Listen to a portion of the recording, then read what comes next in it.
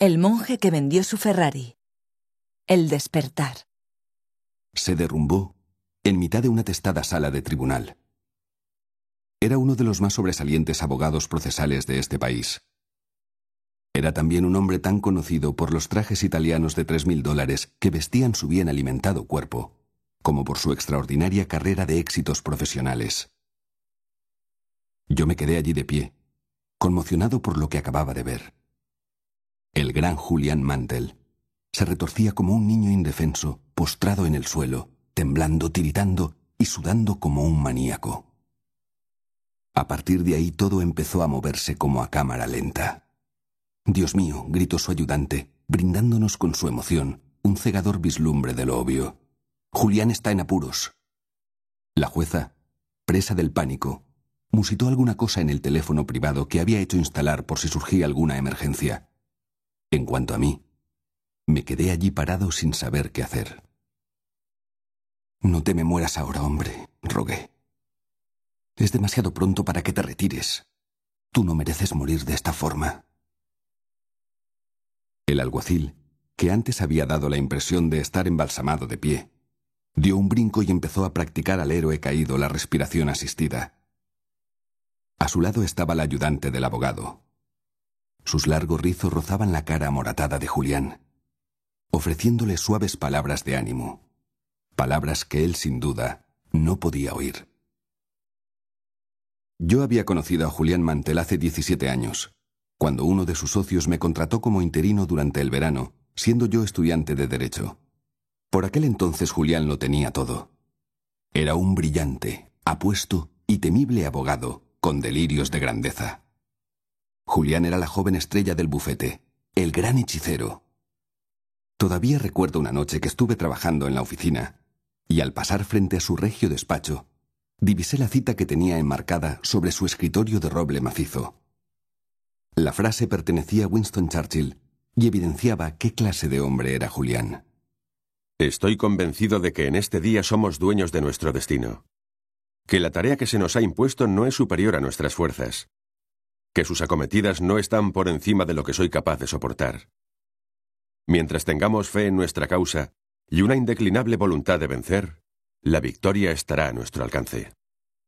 Julián, fiel a su lema, era un hombre duro, dinámico y siempre dispuesto a trabajar 18 horas diarias para alcanzar el éxito que estaba convencido era su destino. Oí decir que su abuelo fue un destacado senador y su padre un reputado juez federal. Así pues, venía de buena familia y grandes eran las expectativas que soportaban sus espaldas vestidas de Armani. Pero he de admitir una cosa. Julián corría su propia carrera. Estaba resuelto a hacer las cosas a su modo, y le encantaba lucirse. El extravagante histrionismo de Julián en los tribunales solía ser noticia de primera página. Los ricos y los famosos se arrimaban a él siempre que necesitaban los servicios de un soberbio estratega con un deje de agresividad. Sus actividades extracurriculares también eran conocidas. Las visitas nocturnas a los mejores restaurantes de la ciudad con despampanantes top models. Las escaramuzas etílicas con la bulliciosa banda de brokers que él llamaba su equipo de demolición tomaron aires de leyenda entre sus colegas. Todavía no entiendo por qué me eligió a mí como ayudante para aquel sensacional caso de asesinato que él iba a defender durante ese verano. Aunque me había licenciado en la Facultad de Derecho de Harvard, su alma mater, yo no era ni de lejos el mejor interino del bufete, y en mi árbol genealógico no había el menor rastro de sangre azul. Mi padre se pasó la vida como guardia de seguridad en una sucursal bancaria tras una temporada en los Marines. Mi madre creció anónimamente en el Bronx. El caso es que me prefirió a mí antes que a los que habían cabildeado calladamente para tener el privilegio de ser su factotum legal en lo que se acabó llamando el no va más de los procesos por asesinato. Julián dijo que le gustaba mi avidez.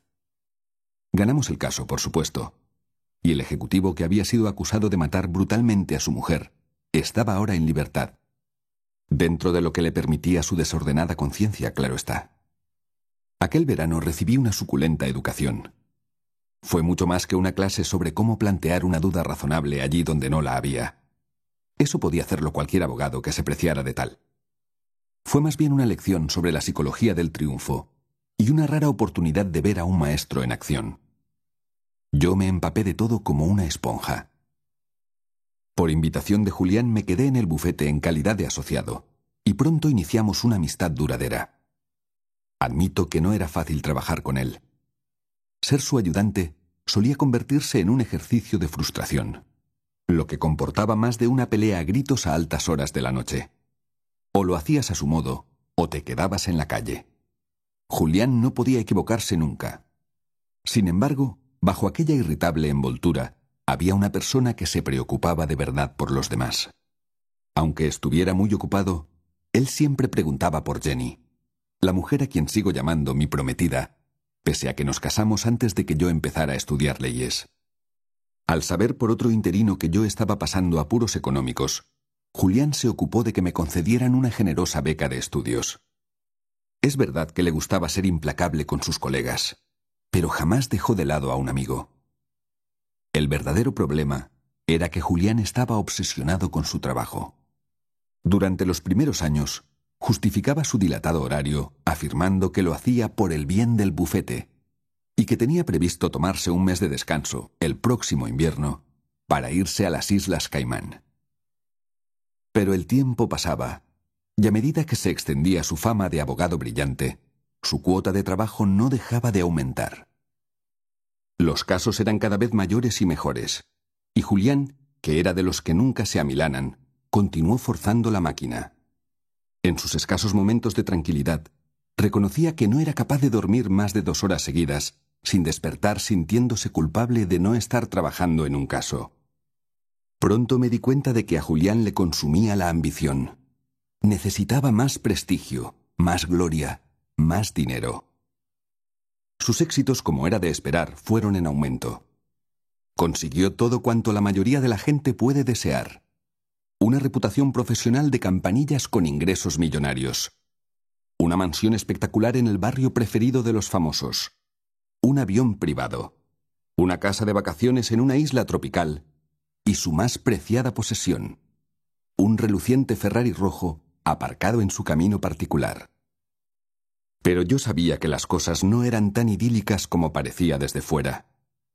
Si me percaté de las señales de una caída inminente, fue no porque mi percepción fuera mayor que la del resto del bufete, sino simplemente porque yo era quien pasaba más horas con él. Siempre estábamos juntos porque siempre estábamos trabajando, ya un ritmo que no parecía menguar. Siempre había otro caso espectacular en perspectiva. Para Julián, los preparativos nunca eran suficientes. ¿Qué pasaría si el juez hacía tal o cual pregunta, no lo quisiera Dios? ¿Qué pasaría si nuestra investigación no era del todo perfecta? ¿Y si le sorprendían en mitad de la vista, como al ciervo cegado por el resplandor de unos faros? Al final, yo mismo me vi metido hasta el cuello en su mundo de trabajo.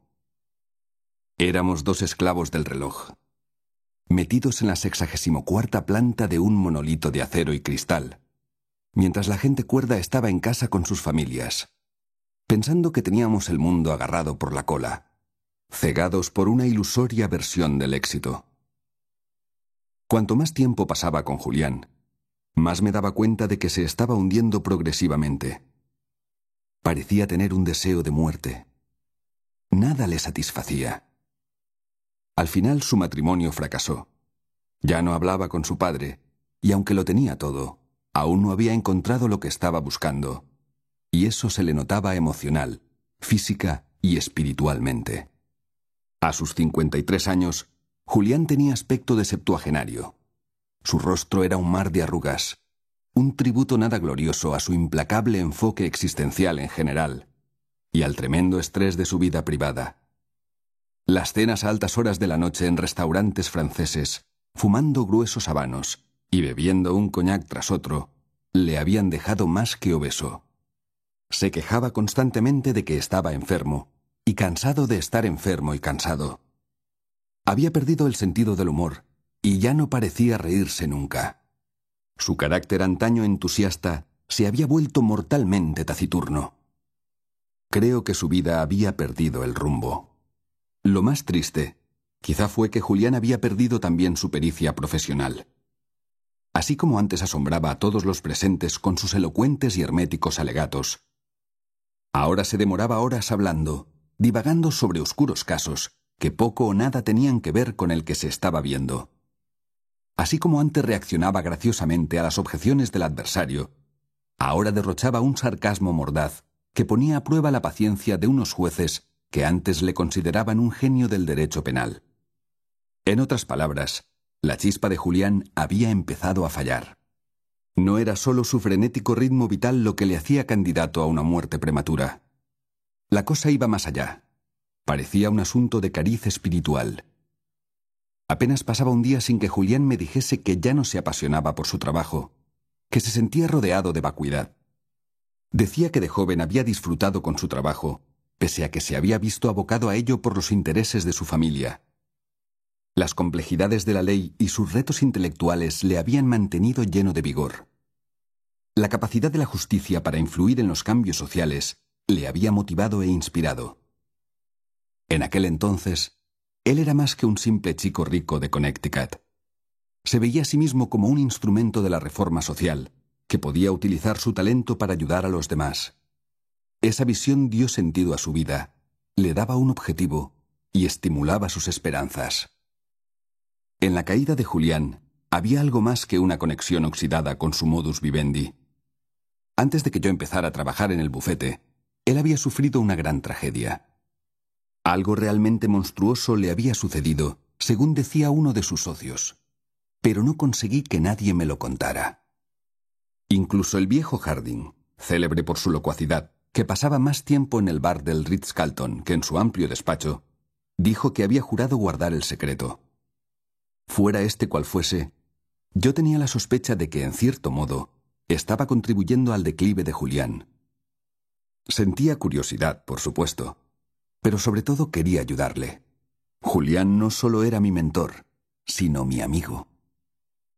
Y entonces ocurrió. El ataque cardíaco devolvió a la tierra al divino Julián Mantel y lo asoció de nuevo a su calidad de mortal. Justo en medio de la sala número 7, un lunes por la mañana, la misma sala de tribunal donde él había ganado el no va más de los procesos por asesinato.